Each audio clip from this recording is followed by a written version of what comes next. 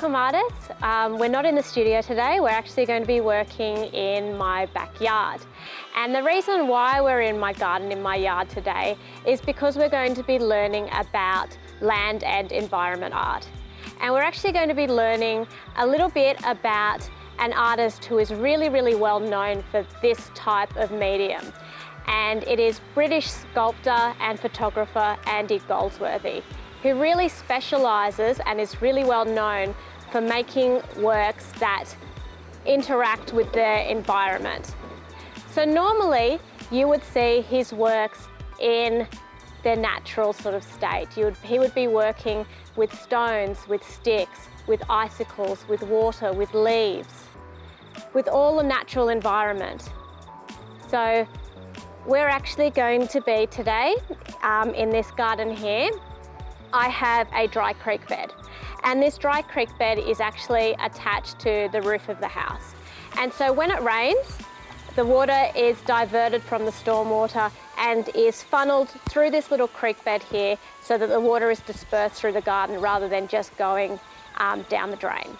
And so everything that I'm doing today as I'm creating this piece is I'm just using balance. I'm just using balance and gravity. No glue is being used at all. Everything is just being connected and balanced with the weight of the sticks and the twigs that I have found. I've actually got some really large trees that overhang the yard and in the yard. And so all of these sticks and twigs that I've collected to be used for this project have come and fallen from these trees. And a couple of them that I needed a few extra I just got from the reserve outside. This is also another example of a different layer that you might see in Andy Goldsworthy's works, and it's a variation of his stacked river pebbles. So this is another interpretation of his work as well.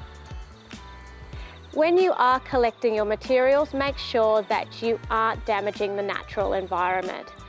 So there's no need to be pulling any twigs or branches or leaves off trees when they're all naturally available on the ground. So just make sure you're looking around and seeing what's on the ground first, what's easily available to you. The same when you're looking and picking up rocks. Make sure that you aren't disrupting any spider nests or ant nests. Just be really careful as you're doing that, just not to cause too much disruption to the natural environment. And when Andy Goldsworthy set up his artworks, he really meant for them to be able to decay in the natural environment.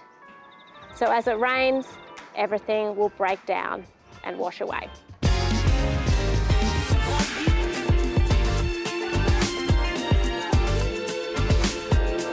Welcome to my kitchen, and the reason that we've moved in here is because our environment is inside of our homes at the moment. And we can actually use some of the principles of artistic design that Andy Goldsworthy used, and we can move those elements and principles inside. And so I want you to be able to look around the spaces inside of your own homes and see what you can do with some of your materials. So I've created an artwork using cutlery on my dining table. Here's one of some little cars that are on a rug.